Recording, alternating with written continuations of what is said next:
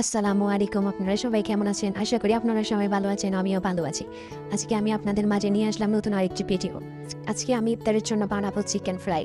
ভাবলাম আপনাদের সাথেও একটু শেয়ার করি। মুরগিগুলোকে আমি একটু ভালোভাবে দাগ কেটে নেবো যাতে মশলাপাতিগুলো ভালোভাবে ভিতরে ঢুকে। এরপর ভালোভাবে ধুয়ে নিলাম।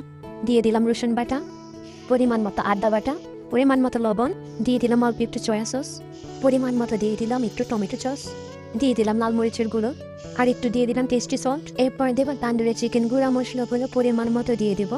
এর মধ্যে দিয়ে দেবো 2টি ডিম।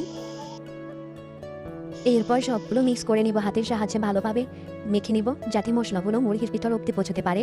মাখা শেষে একটি এয়ারটাইট বক্সে করে নর্মাল ফ্রিজে রেখে দেবো কিছুক্ষণের জন্য। ফ্রিজ থেকে বের করে নিয়ে আসলাম।